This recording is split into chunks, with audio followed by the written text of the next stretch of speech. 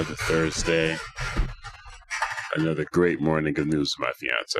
Good morning. Good morning. Good morning to you all. Hello? I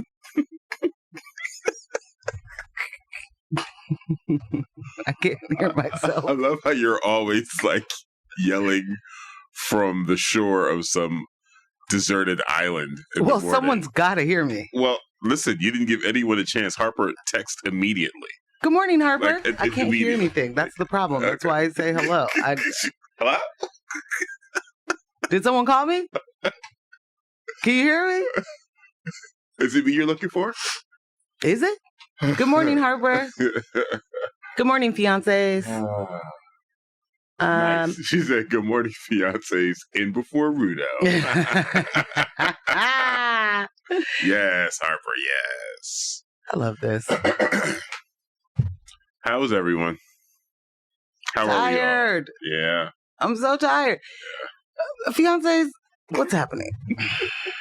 Now, here's the thing. I know that I'm often tired. I'm often saying to you how tired I am.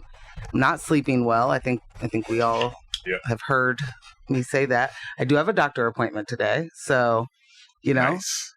Might get some answers or remedy. I don't know, but I'm still not really sleeping, so I need to get that together. Right. I'm so tired, and I know I'm not the only one out here struggling. No. Mm-mm. And it's about to be, in the words of Matt Zaffino, Africa hot today.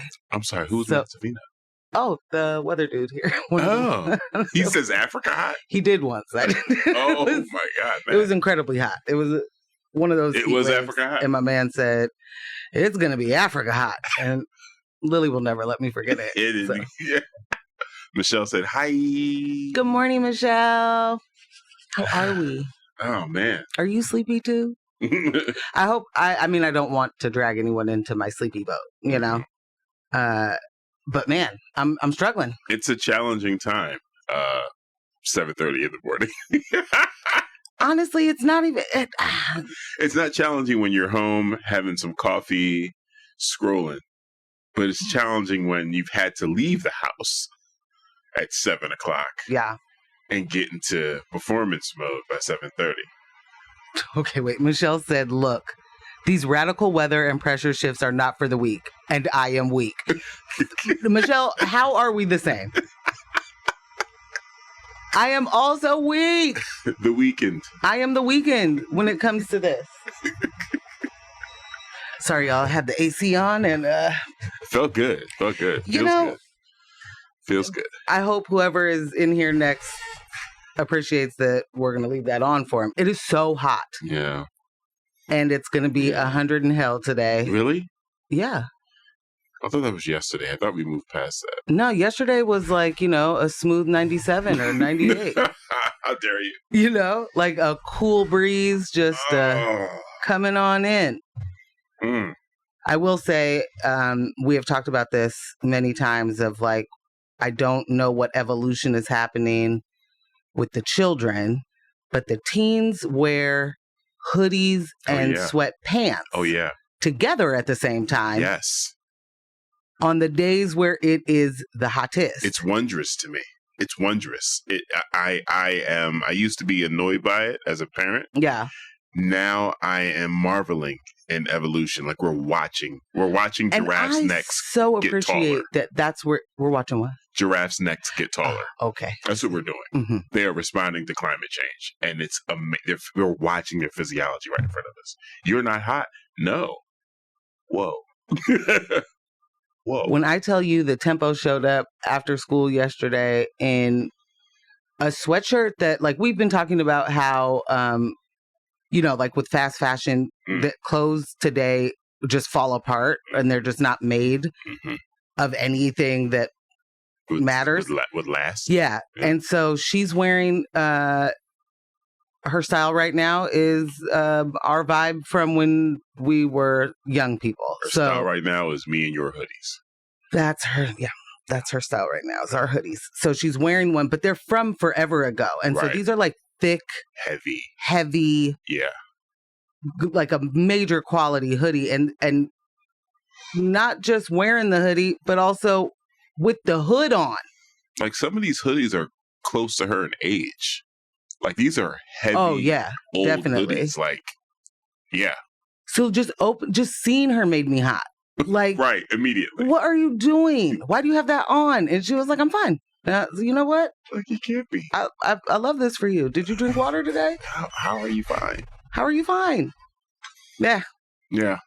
Yes, I do want to go back to the radical weather changes and pressure changes have been kicking my tail. Oh.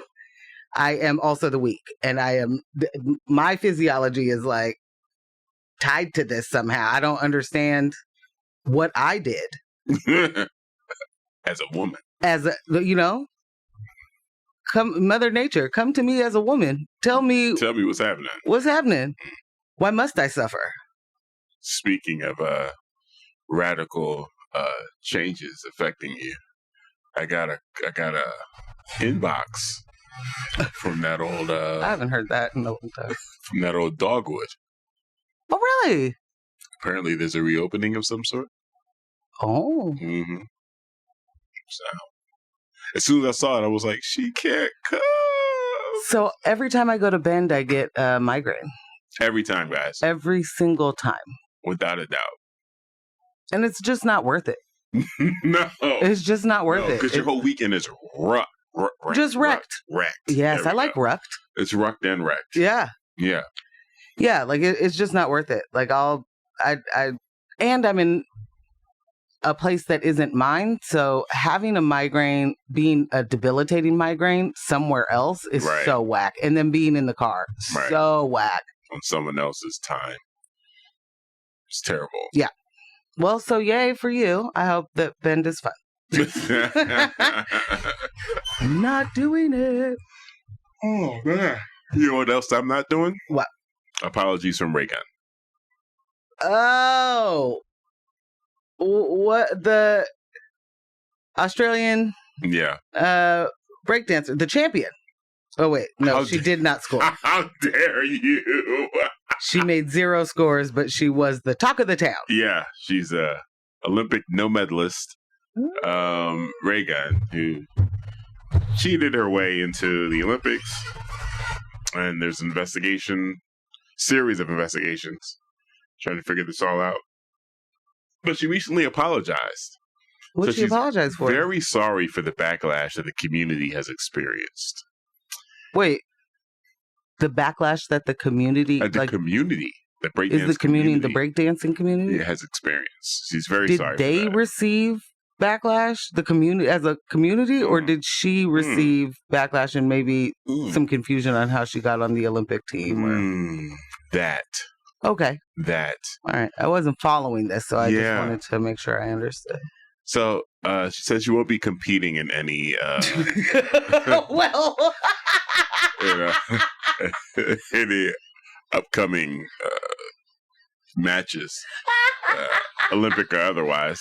She said she would much rather focus on the positives out of this and the positive responses and the joy that she brought to people. It's going out there and just having fun, going as hard as you can in the face of, losing. Huh? Wait, this was a quote? That's a quote? That's a quote from her? That's a quote from her.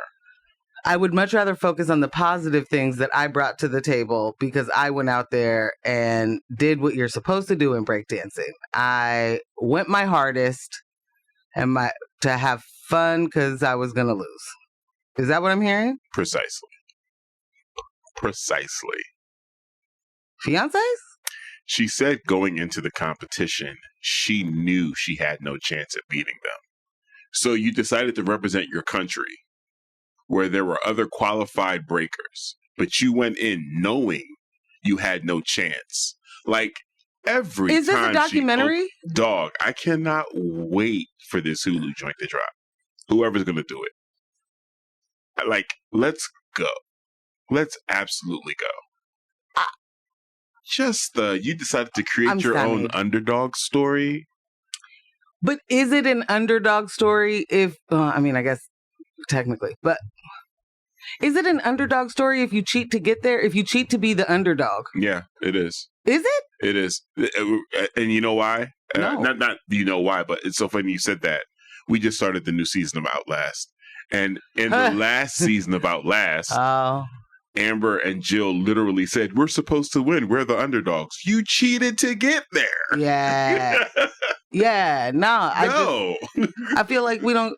Yeah, no. Imagine Do you guys watch Outlast? cheating to be the underdog instead of cheating to have the advantage to win because you don't have the skills to match the cheating strategy to put you in a position to win. So you want to cheat to put yourself in the game enough to hope that the universe delivers it to you as the underdog. Oh. Go away. Go absolutely away. I guess I'm just, I'm not. Ugh. I don't know. Maybe this is who my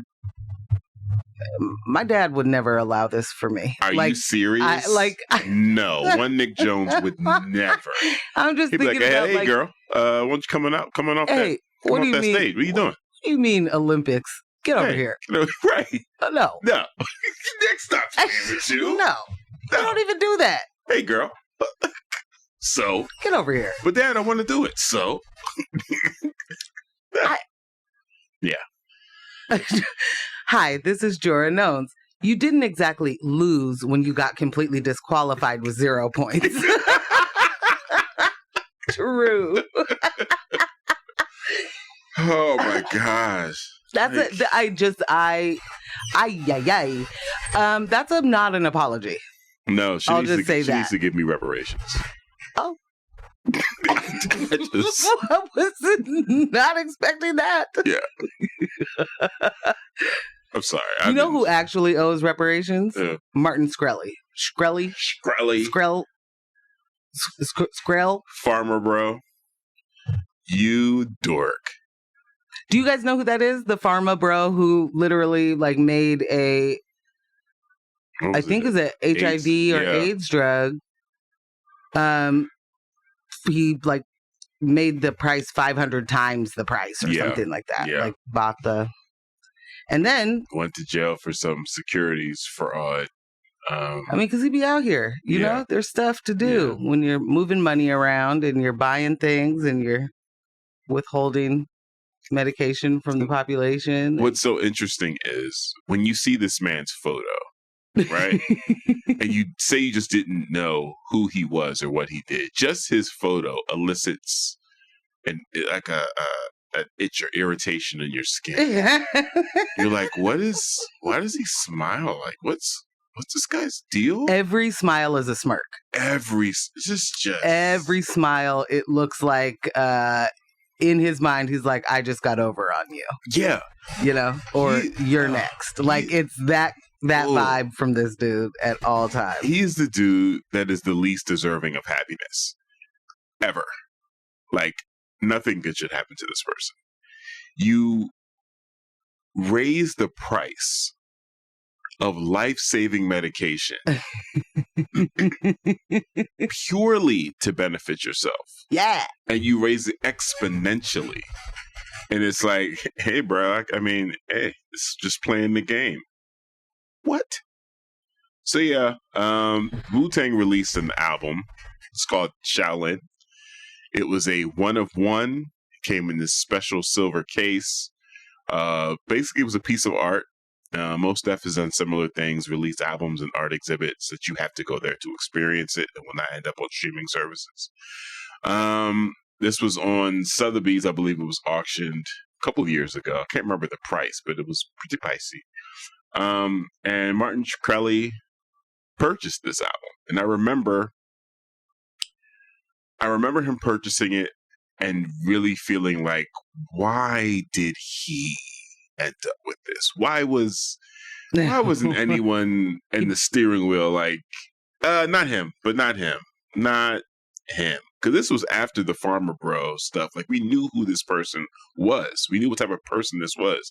You don't deserve to have this project. At what point does someone say, hey, I know capitalism and everything, but not you. Just no, not you. And then he proved us all right by breaking the contract and making copies of it. And to quote him, yes, of course I sent it out to chicks. Tight.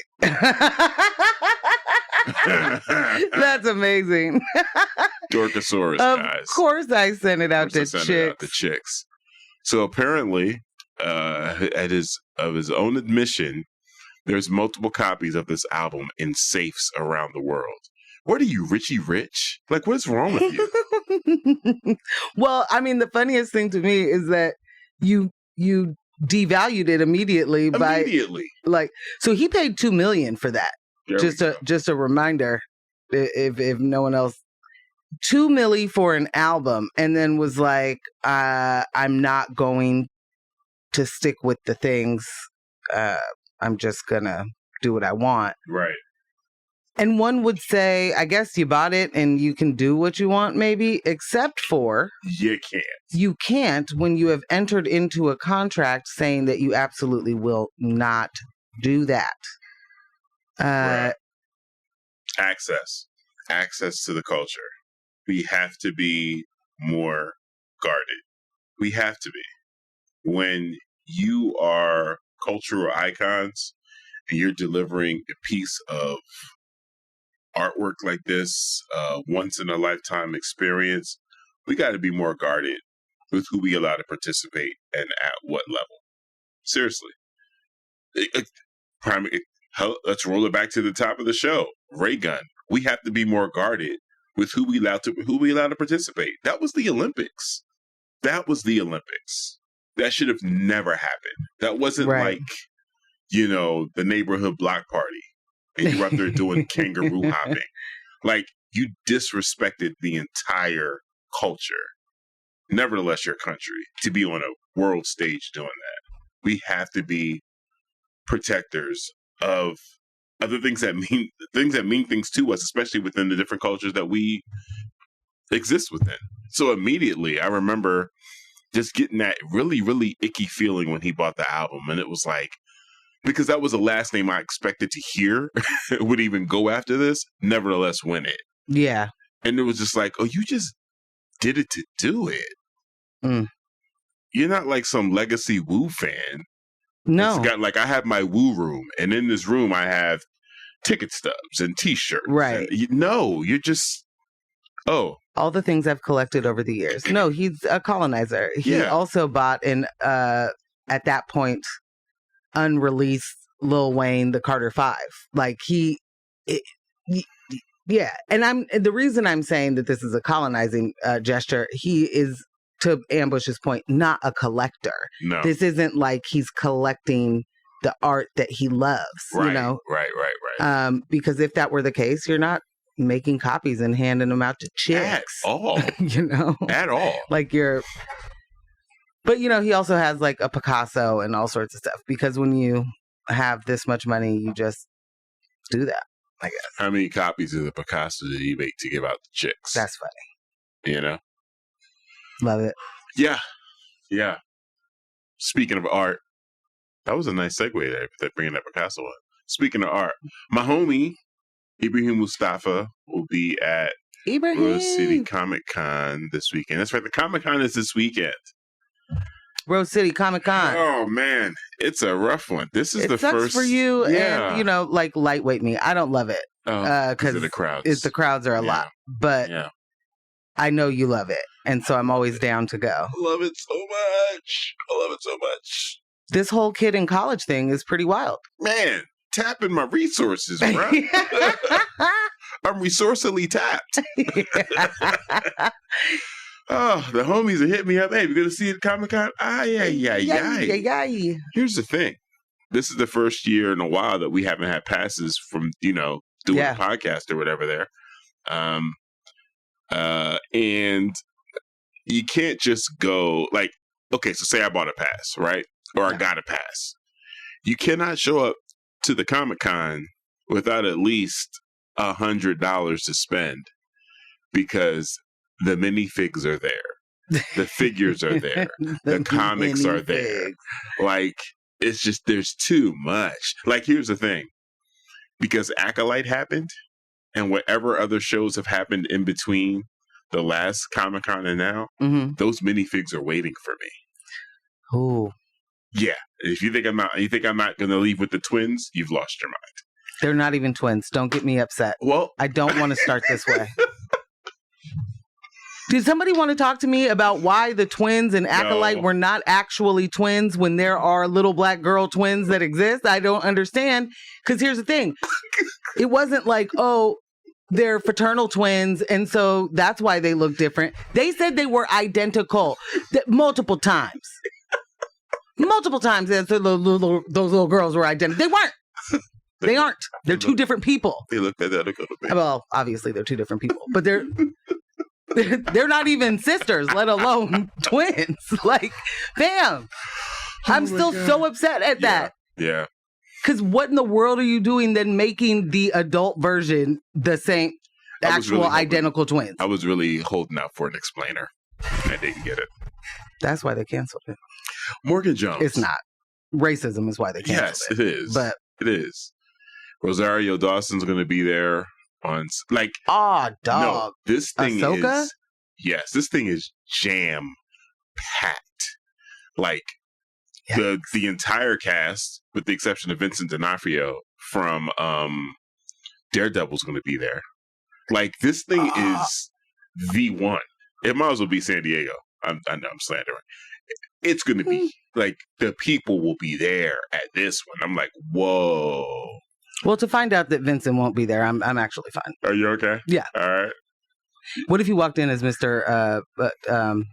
Kingpin? Thank you. I was like, in my head, it was Mr. Big for some reason. I was like, that is not that man's name.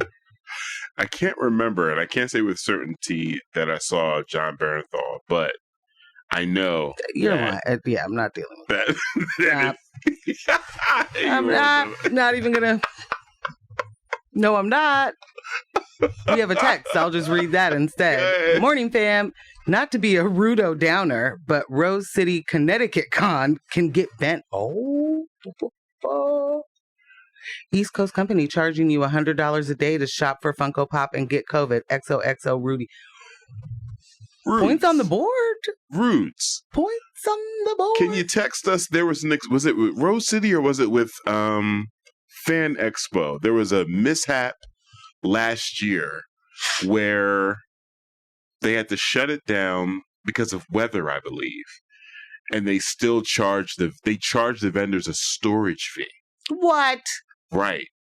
There was no way to access your booths because it was shut down because of weather. Yeah, you're not storing anything. Right. What do you mean? I can't come. What do you mean? Why are you charging me for storage?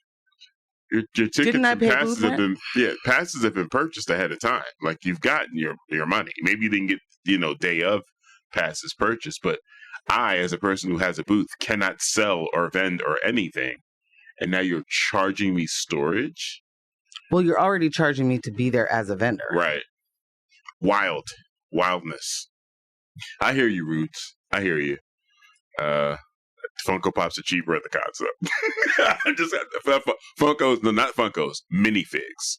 Minifigs are cheaper at the cons. Oh. Way cheaper. Fan Expo from Canada are straight trash too. Sorry, Ambush. Oh, no. Oh, all right, Roots. Would have preferred Kingpin as a love interest for Carrie in Sex and the City, though. I'm the Weeknd again! Thank you, Michelle. That's what was happening in my mind. I was like, I know that's not this. It's not Mr. Big. Mr. Big. It's Kingpin. Yeah. Just that is funny. Yeah. Yeah. So, yeah, anyway, Ibrahim's going to be there. We did take a long walk. Let's roll back. Took a long walk. Ibrahim's going to be there. He's an amazing illustrator, writer, sculptor? Sculptor. Yeah. The way this dude. I'm like oh, my gosh. Let us not forget the kind of figures he makes. The custom figs. Like, come on, dude. Come on.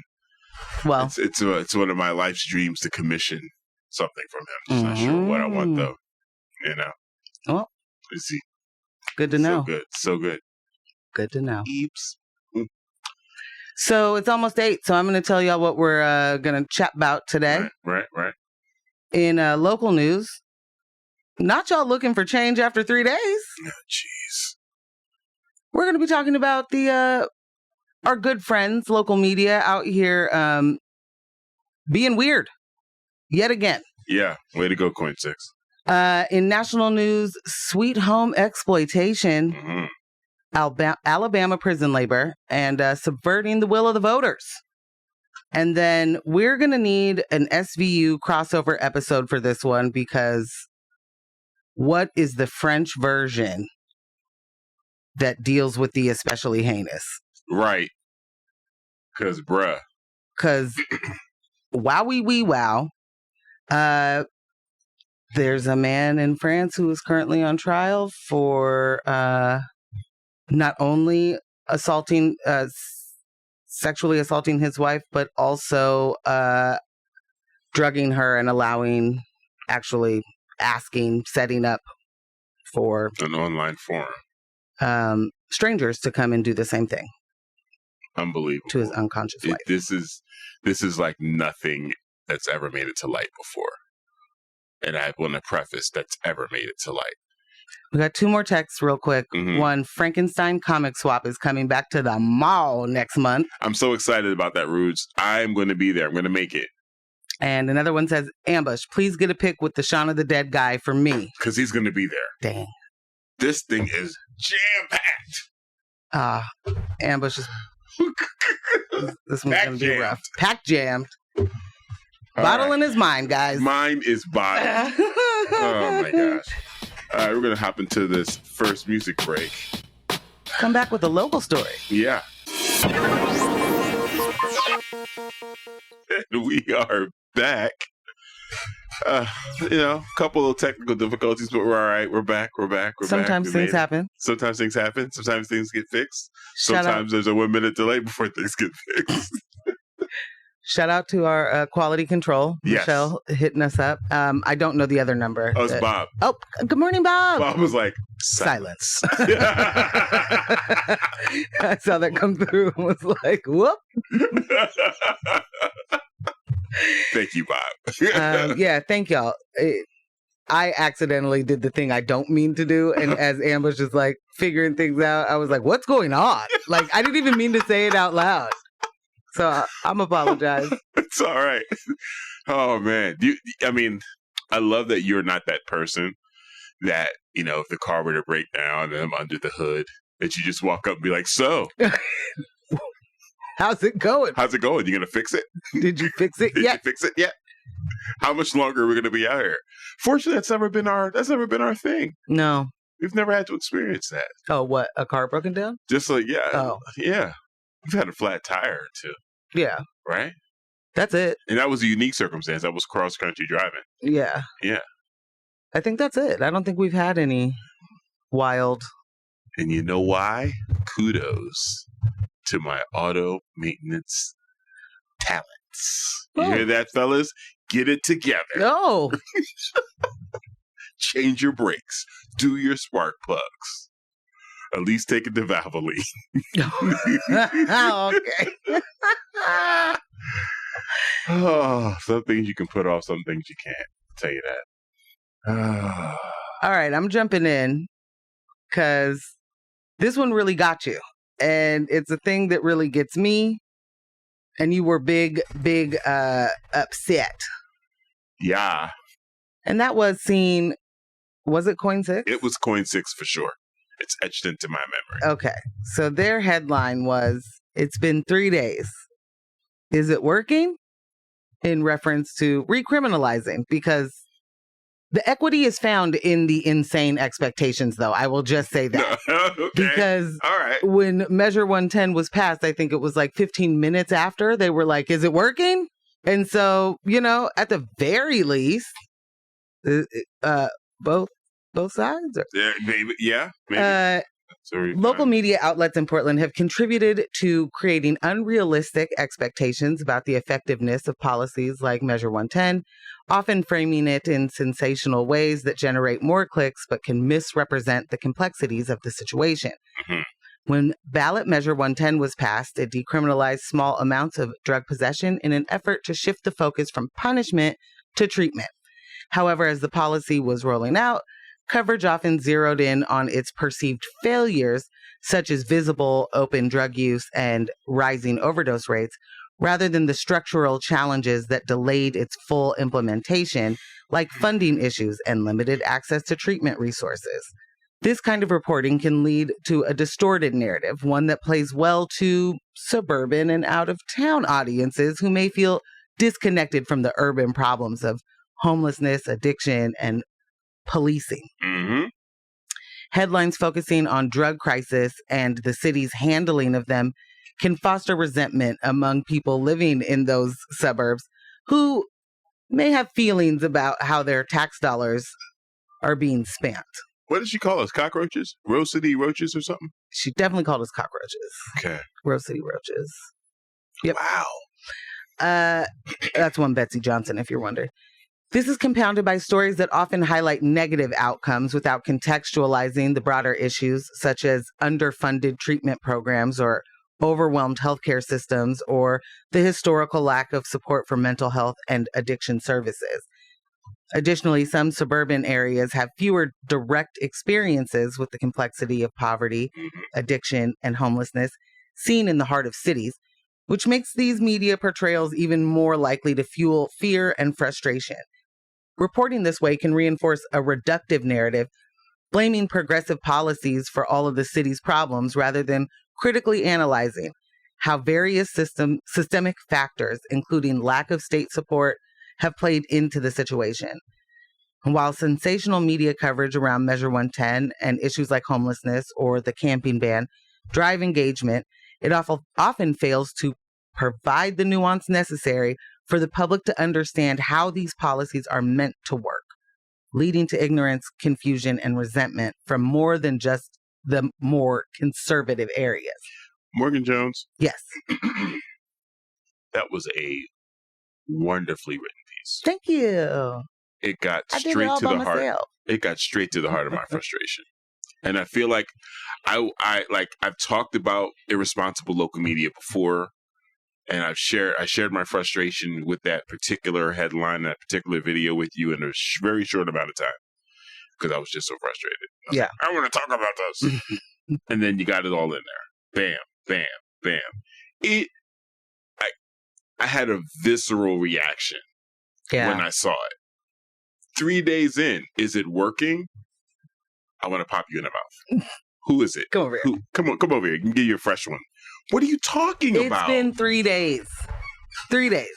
And let me tell you this. No, it's not working and it's not going to, because we knew that before we recriminalized. We knew that. But when you have media not representing the total story, no matter how much they're telling us, you get the whole story, no matter how much they say that, they're not. And when you have that happening, this unrealistic expectation that something could be working that quick anyway is why. Like, what are you doing? So, where's the editor? Fam. Just stirring the pot. Yeah.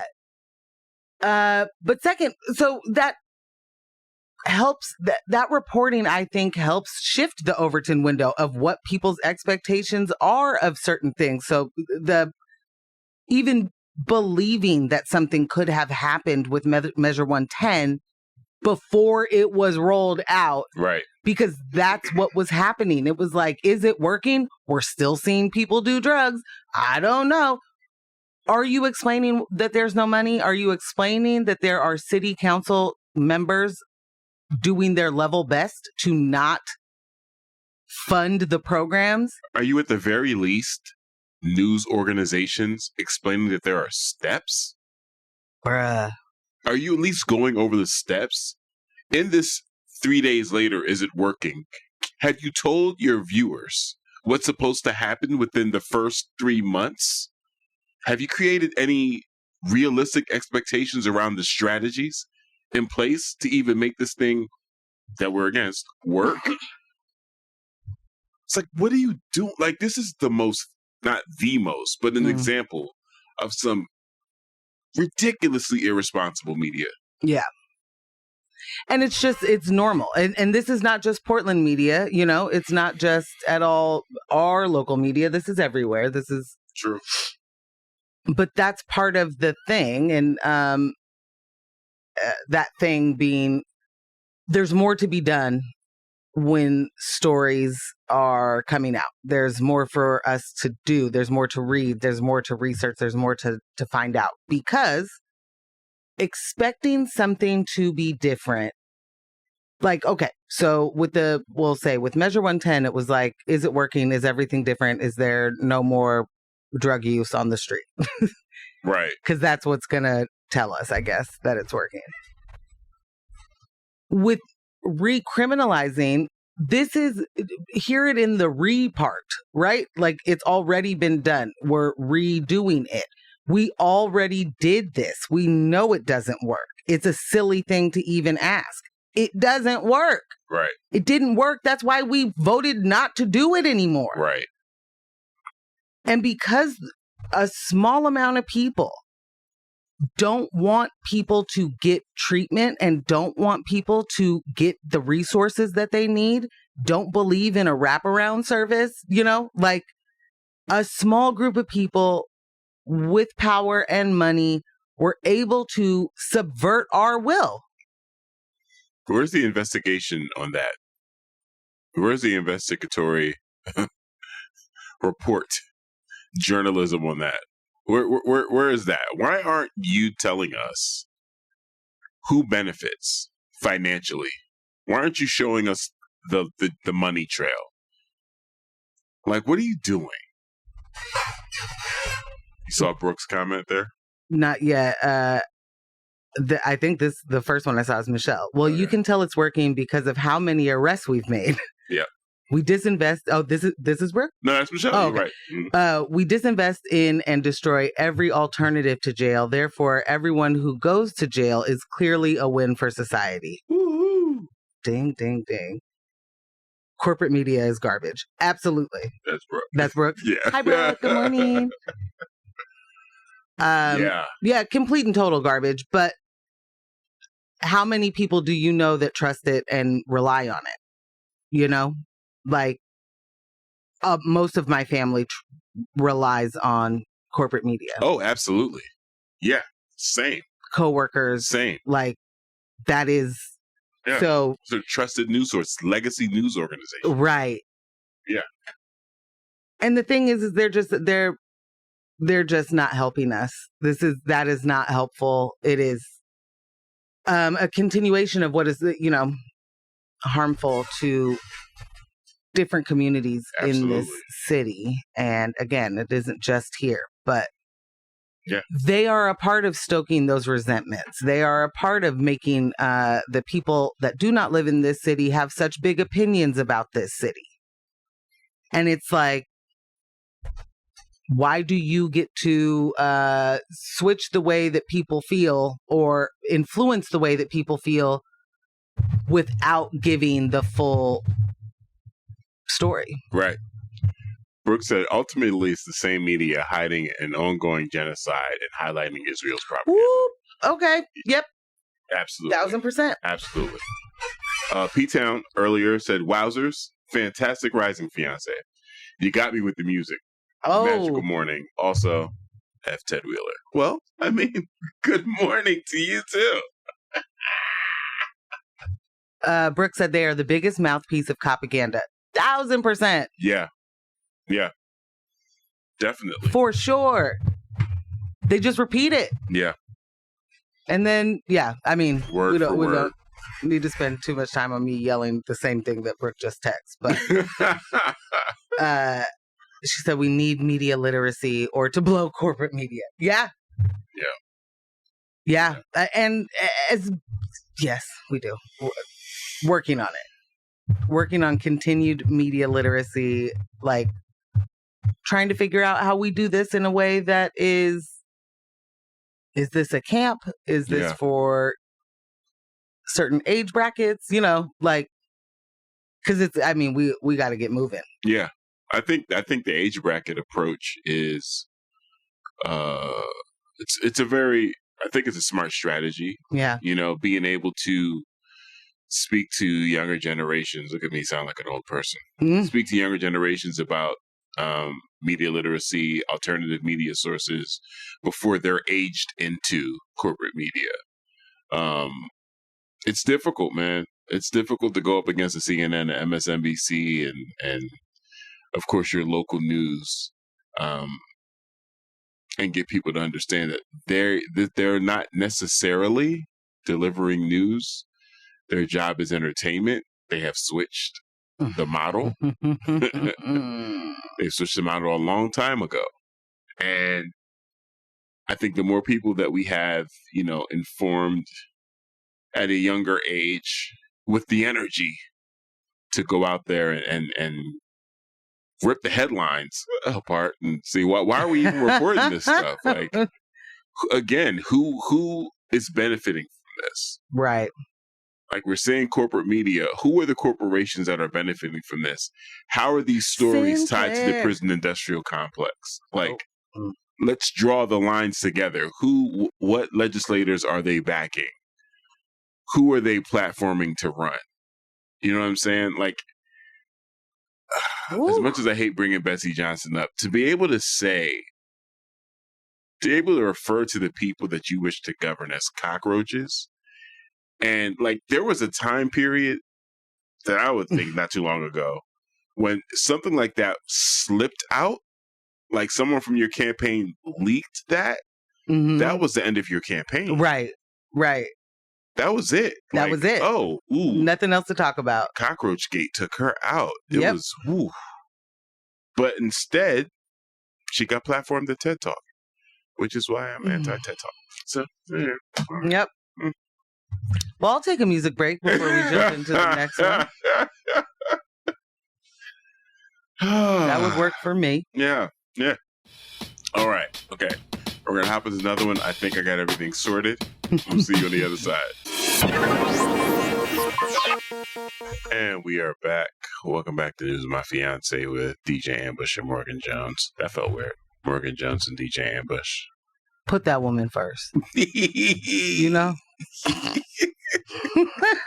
Brooke said, thank you to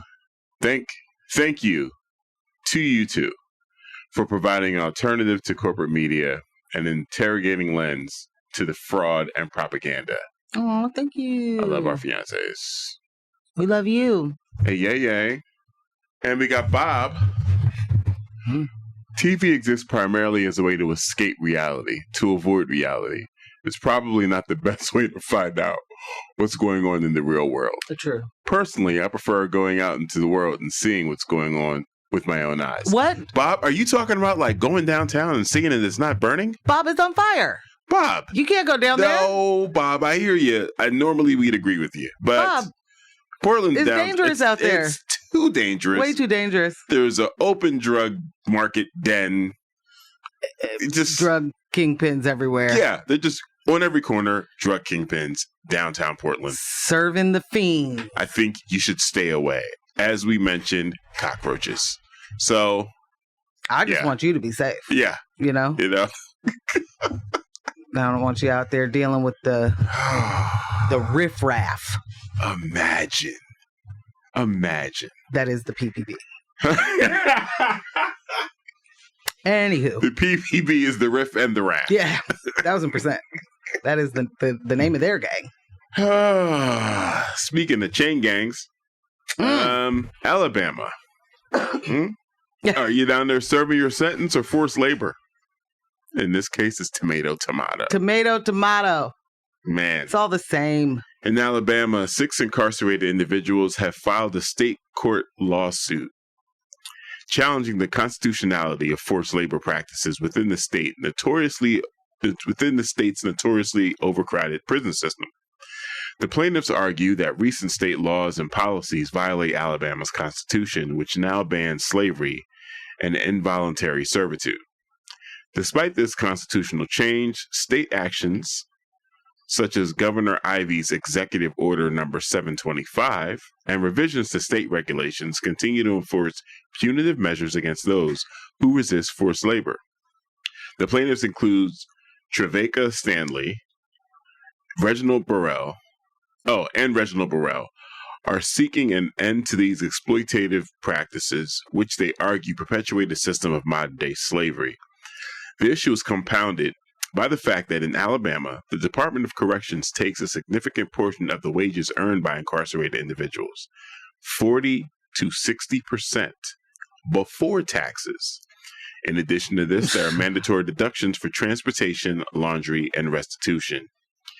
Despite only qualifying for work programs by having nonviolent convictions and clean records inside prison, after working with the general public 5 to 7 days a week and being trusted with 72-hour home visits, when most of these working prisoners appear before the parole board, their original crimes, no matter how distant or nonviolent, are often used to deny their release. The exploitation is not unique to Alabama. Other federal lawsuits reveal that fast food chains and other private companies are benefiting from this work release system. Prisoners are reportedly forced to work in fast food restaurants, generating $450 million annually for the state while receiving meager wages. The lawsuit describes this arrangement as a labor trafficking scheme and alleges that they face severe consequences for refusing to work or participating in work stoppages. California is also confronting this issue head-on. Proposition 6, a new measure in the November ballot, aims to end forced labor in the state's prisons by amending the state's constitution to prohibit involuntary work and disciplinary actions against those who refuse. Proponents argue that the current system, where inmates work as little as 8 cents... Proponents argue that the current system where inmates work for as little as 8 cents an hour exploits their labor and prevents them from accessing rehabilitative programs. If passed, Proposition 6 could establish volunteer work programs and set fairer pay scales. Across the country, the disparity between prison labor wages and average hourly wage paints a stark picture. In some states like Oklahoma and Missouri, prison jobs pay as little as 6 to 8 cents an hour, while others like Colorado offer slightly higher rates, but still far below the national average. This wage gap underscores the broader issue of exploitation within the prison labor system. These developments raise critical questions about the ethics and legality of forced prison labor and revealing a system that often perpetuates the very injustices it claims to address. Thieves. Stolen labor. Stolen labor. What do you mean you're paying someone 8 cents an hour? Well, I want to get into some of the wildness of this. Yeah. Because if we think about how, this is a country founded on exploitation, racism, the ability to exploit and extract someone's labor for your own wealth. The fact that it was 2023 or 2022 in Alabama where they were like, hey guys, you got to get that language out of our constitution that says that people can still be slaves if they get in trouble. Unbelievable. So they did. And then their governor was like, well, actually, we still need it. So I'm going to go ahead and do an executive order. And I'm sorry, I'm skipping a step because the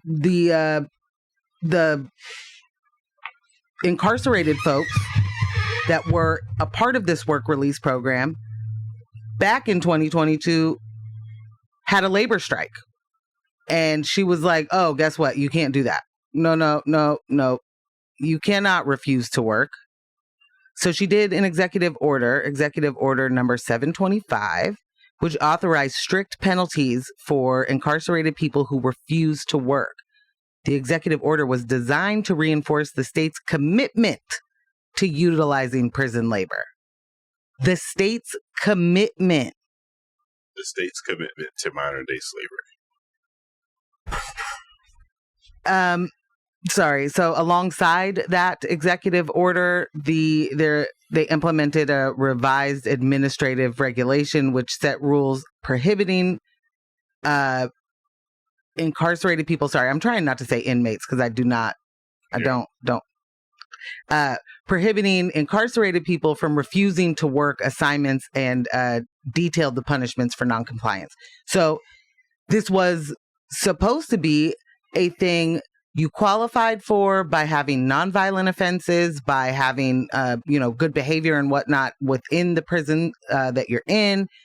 You don't have any strikes against you while you're inside. And then you are able to try to be a part of the work release program. This is like, nah, you're going to be a part of it and we're going to make sure that you do it.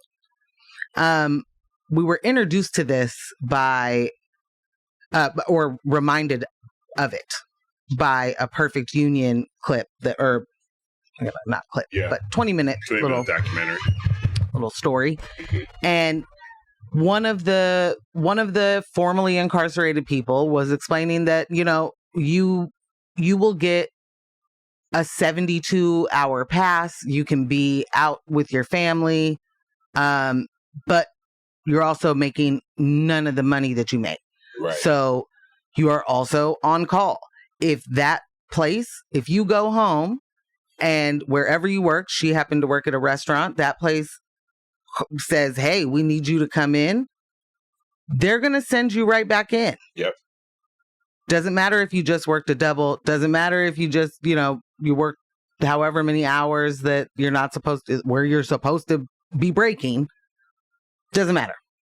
And then on top of that, the jail is then charging you for gas money. Yeah. Even though they're taking 40 to 60% of your check. Like that can't come out of that? Really? You're charging me daily $5 a day to get to and from after you're taking my wages just because what's really the explanation for 40 to 60%? Were you the one that did any work? I mean, it's not like you're taking this 40 to 60% to offset what it costs to house me. Hello.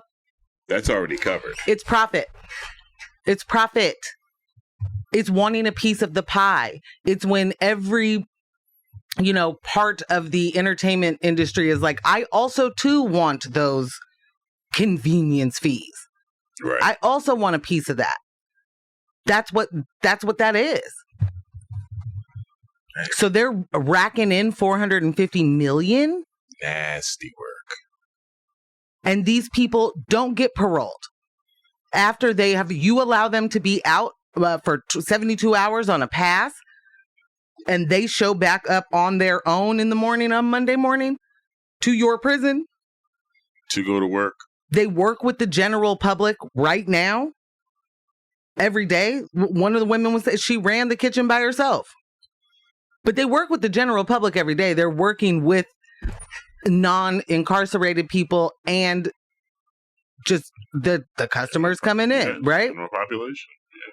But they get told your crime from 20 years ago, yeesh, just can't let you out. You're just actually a threat to society. And if you are let out, that same crime and the time that you've done prohibits them from hiring you. Right. You come out in the real world in the same place you were working, sorry, you're on parole, buddy? Ooh. Yeah, we're not going to be able to help you. I mean, it's absolutely mind-blowing. I think the first time I heard that dynamic was with the firefighters. Oh, yeah, work release firefighters. Working wildfires. Yeah. Yep. And it was like, you do all this training, we're risking our lives fighting these fires, and then we get out, we can't get a job. Can't get a job. Have the experience. We're trained, right? Can't get a job. Worked the job. Can't do it. Yeah. Sorry. Not qualified. Not qualified. It's disturbing. It's completely like... despicable. How are we... This is... exploitation, simple and plain. There's nothing else to really say about it. Right, we don't need to go on and on and on. This is the big bad, though. This is like there should be no continued support for prison labor. No, and these industries, these organization, these companies should be made to answer that very simple question. If this person can work for you now, why can't they work from you when they get out? You have to actually give me the data. This. You have to explain that. Yeah. Otherwise, no. Boycott time. Time to boycott. What are we doing? These people on a parole board, you need to explain how this person who is spending the majority of their time outside of these walls in service to you, right? Why they can't be in service to themselves. You've got to be able to explain that. And they won't. It is nasty, nasty work. Just nasty. Yeah. Oh, I don't like it at all. At all. I almost said that. I need one more music break. Okay. Because then we got to jump into this this wild story from France. Yeah. It's a lot. Buckle in, guys. Buckle in. Oh, wait. What does this say? Did you donate or did you contribute? I can't tell what the emojis are. I see a bird and a hand up. Is that a bird man? Quite possibly. Did you donate or did you contribute? Is you finished or is you done? Who wrote? Yes. Yeah. Who wrote this? You have my heart. Is you finished or is you done? Did you donate or did you contribute? I'm mad that took me so long to. That is awesome. That's amazing. Identify yourself. You must tag your number. Okay. Yeah. It's all men. It is all men. Here's proof. We're diving into the disturbing trial of Dominique Pellico, a man accused of orchestrating a decade-long... Actually, let me stop real quick. I should probably say content warning. Oh, that person. Definitely. Birdman is their name now. Content warning, graphic, sexual assault talk, violence against women. Okay. Yeah, good job, babes. We're going to dive into this trial of Dominique Pellico, a man accused of orchestrating a decade-long scheme of abuse against his wife, Giselle. The trial began this week in Avignon. I am not French, so every one of these I'm going to pronounce wrong, probably. And it involves Dominique Pellico and 50 other men who are accused of participating in this especially heinous crime. Pellico, 71 now, is charged with drugging his wife for nearly 10 years and recruiting strangers to sexually assault her while she was unconscious. According to reports, Pellico's alleged actions began in 2011 when he began mixing sleeping pills and anti-anxiety medication into Giselle's food and drinks, rendering her unaware of the abuse she was enduring.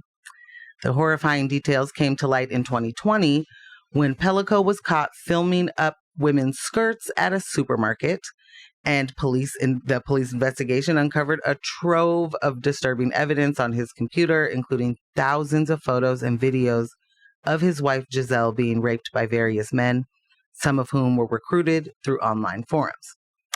The accused men, ranging in age from 26 to 74, were allegedly recruited from an online chat room where participants fantasized about non-consensual acts. Many of these men have denied knowing that Giselle was drugged, claiming that they thought they were participating in consensual activities orchestrated by a couple's fantasy. However, Pellico's admissions and the evidence paint a pretty grim picture. Giselle, now 72, is attending the trial, which she insisted be held public despite the traumatic nature of the evidence. Her daughter, Carolyn, who has also been vocal about the case, experienced quite an emotional moment in court when distressing details about her were revealed. Her father had a whole folder on his computer labeled "My Daughter Naked." Sorry. The trial, set to conclude in December, not only holds Pellico and his co-defendants accountable, but also highlights the broader issue of sexual abuse and violence. The case has sparked outrage and debate across France as the public grapples with the horrifying scale of these alleged crimes. If he is found guilty, he faces up to 20 years in prison. Now, let me give you a couple of things. Over the course of their investigation, the police found more than 20,000 videos and photographs, many of them dated and labeled, in a folder titled Abuse. The timeline they built began in 2011. The list of suspects grew to 83. They have only been able to track down 50 of those people. Over the years, Mr. Pellico told the police that he developed rules for the visitors to ensure that his wife didn't wake up. There was no smoking, no cologne. They had to undress in the kitchen, park down the street, undress in the kitchen, warm their hands under hot water or on a radiator so their cold touch would not jolt her. And at the end of each night, according to the investigation, he would clean his wife's body. For years, she had been losing her hair and weight and had started forgetting whole days, sometimes appeared to be in like dreamlike states, and her children and friends worried she was getting Alzheimer's and took her to multiple doctors. No one thought that this was a chemical submission thing, which is drugging someone with a malicious intent. And at no... The daughter says, quote, "At no time did they look in the right place. The trace of drugs were for the cause. It would have saved time and maybe spared us this trauma. It's vital to train doctors and personnel to recognize the signs." The Carolyn Darian, the daughter, had written a book in 2022 about the case involving her mom, titled "And I Stopped Calling You Dad." She also founded an association called Don't Put Me to Sleep to raise awareness of drug-induced crimes. She did not know until 2 days ago in court that her father had drugged her and had also been taking pictures of her naked.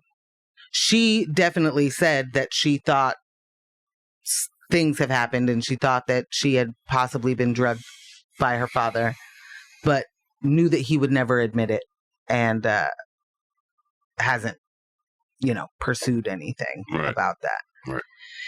Right.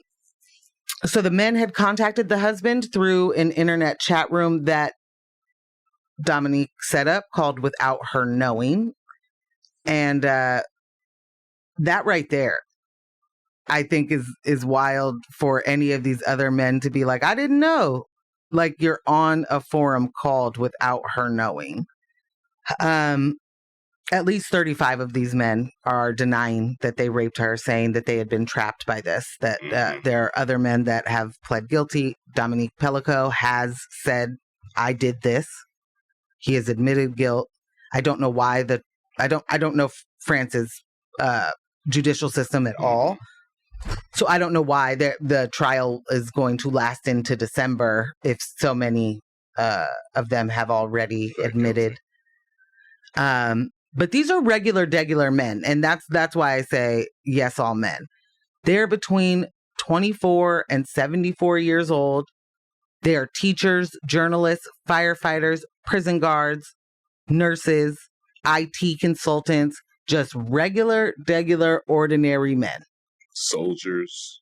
Well, that's kind of speaks to when you first started telling me about this story before writing it, the layers in which it was unfolding, this one horrific detail after the next. I'm like, this is like nothing I've ever heard before. Rob Zombie wouldn't even write this movie. Right. Like, what on earth? And immediately, my response and my reaction when I hear about things that's horrific, I'm like, you got to put that person under the jail. And again, I am working to understand and unpack abolition. And in this situation, I said, you know what? It's not that this person belongs in our current prison system, but they belong in something that we haven't invented yet, where he is isolated. not just from society, but from anyone else that need to be removed from society. He does not necessarily need to be interacting. Like, the fact that he created a forum, or a forum was created without her knowing. Right. Well, okay, so I'll say the website exists, and then he created the forum within the website. Yeah. That's what I'm saying. This speaks to a larger community. When you got Rick Ross saying that she didn't even know it, like, this speaks to a larger community. Put a Molly in her drink and she ain't even know it. People still want to defend Bill Cosby. That's what we did back then. Have at it. What do you gotta do? Everyone was doing the Quaaludes. Like, I bet that's why he put it in tea and didn't tell nobody, huh? Right. Because everybody was doing it. Just to slip it in. This is your wife. This is your daughter. To have been doing what he was doing for so long, he did not. There, like, her book's called, and then I stopped calling you father, stop calling you dad. Yeah, this man was never your dad. You know, people were you. He never saw your humanity. You were objects. Period. You know what's so? One of the things that's so wild is that they have 3 kids. The daughter, two sons, and all 3 of them. Well, first of all, the wife was like, when she got called down to the police station, was like, he's the most loving, caring person I know. He would never harm a soul. You know, the kids were like, he's the best dad ever. He's always been the best dad. This is more than like duality or whatever, you know, like this is not just you can be more than one thing.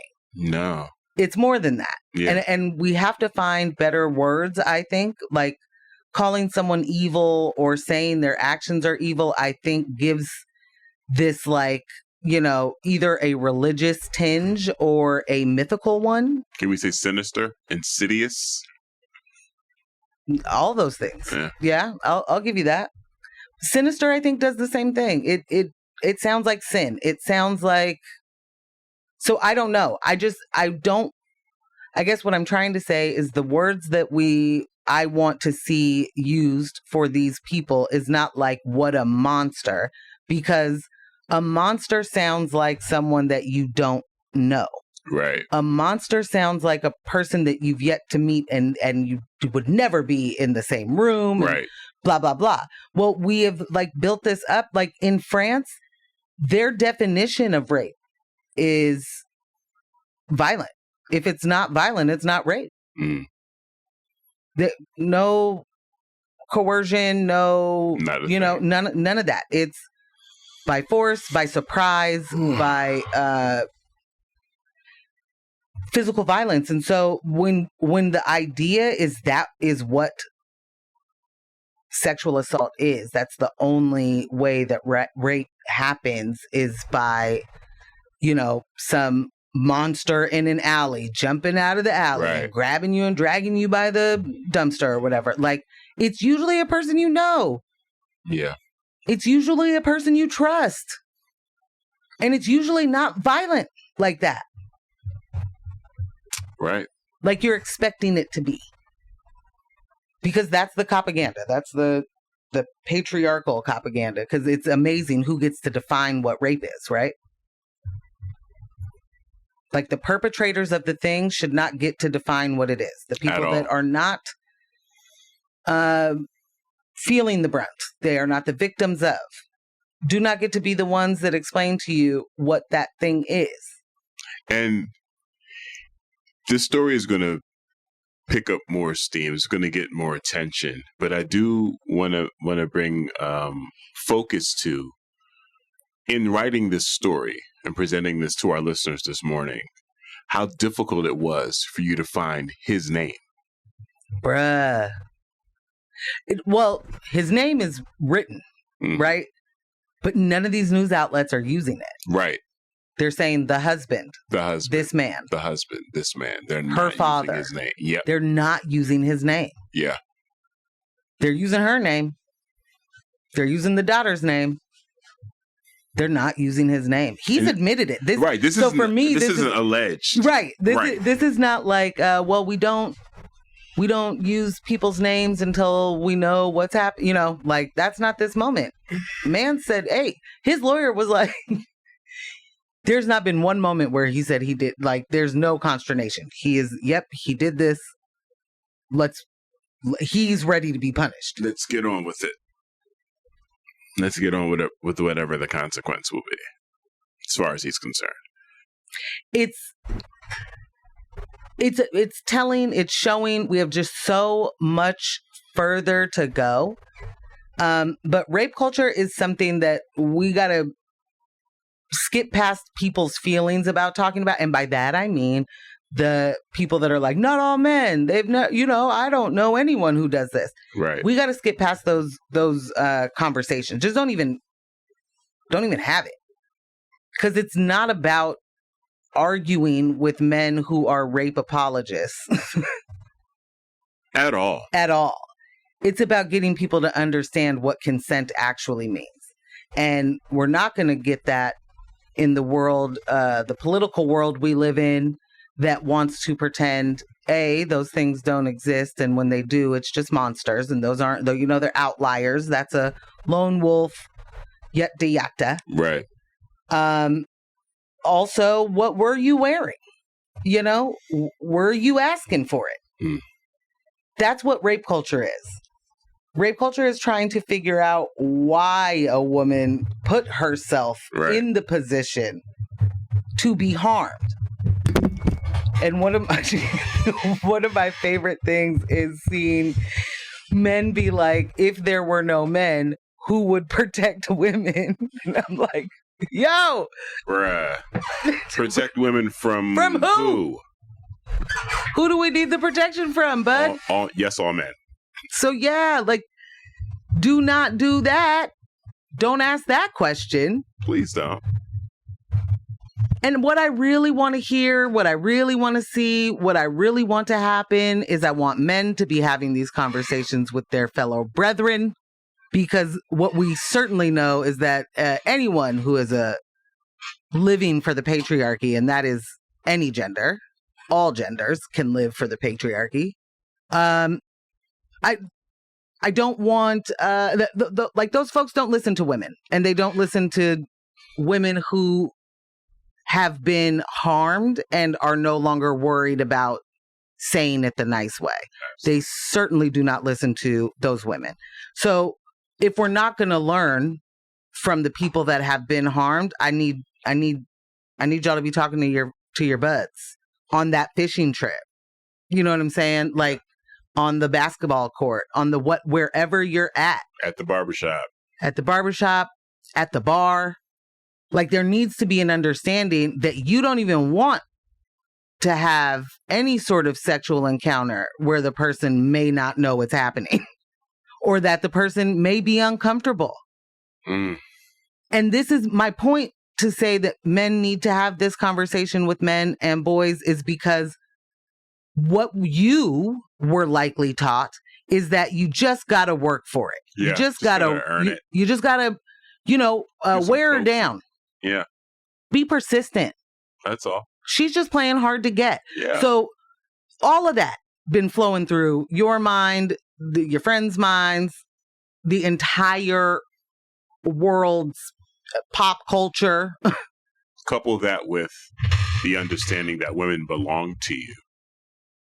And then it's even more insulting that she would hold out. Yep. I'm the man. This man literally treated his wife and daughter as objects. Yeah, just that's what I'm doing. That's what I've done for 10 years. 10 years. He's ashamed now. Please. Now I'm about to start to get cussy. So it's a good thing it's time for Tom Hartman. Yeah, I'm looking forward to more of this coming out, because I want to know where the Suns were when all this was happening. And this has been News of My Fiancé, brought to you by Morgan Jones and DJ Ambush. Our podcast editor, Kyle G of Residual Audio. You know what I'm saying? Thank you, everyone that texted in. Kyle will make sure all of those things, all those texts are in the comments. the playlist has been updated for all of the musics for today. And don't let the individuals distract you from the systems. Poverty is a policy choice. People over profits. Power to the people. None of us are free until we are all free. Thank you so much for listening. And we will see you Monday night. Bye.